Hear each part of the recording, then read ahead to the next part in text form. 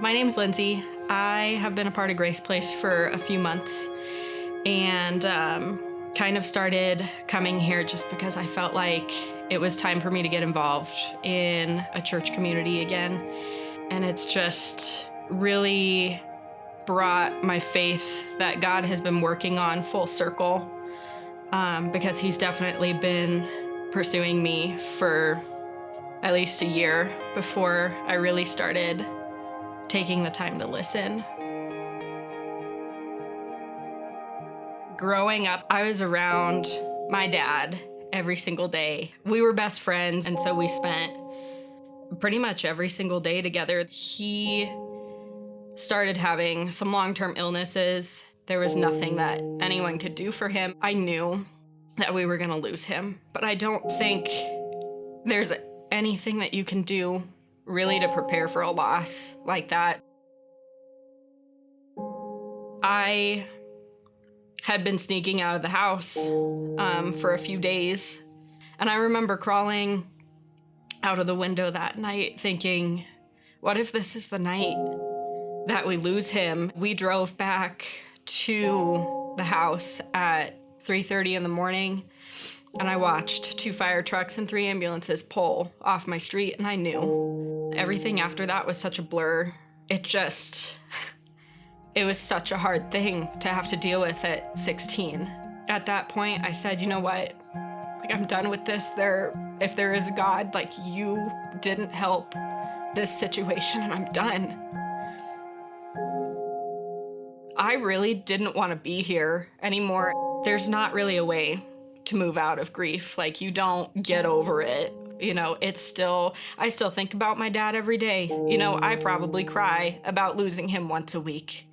It doesn't get easier. You just learn how to live another life without someone.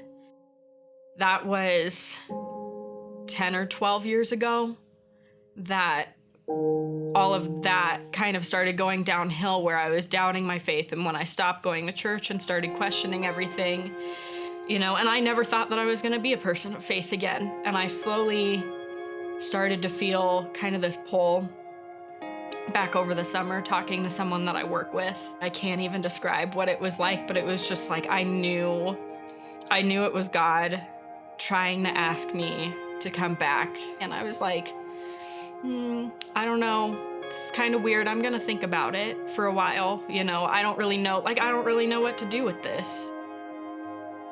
The first service that I came into, I was introduced to Kelly that day, and I said, you know, I'm in such a new place with my faith that I'm overwhelmed and I don't know where to start. I don't know how to do this. I have no idea. And Kelly said, you know, well, I'm starting a group this Thursday for Starting Point, and it's for people who are maybe coming back into faith. So I was like, yeah, great. And I signed up a few days later, and like, I don't really know where I would be without that group, because now I understand that other people have doubts, and it's okay to doubt things. And these are big questions that we ask, and it's okay to ask the big and the hard questions.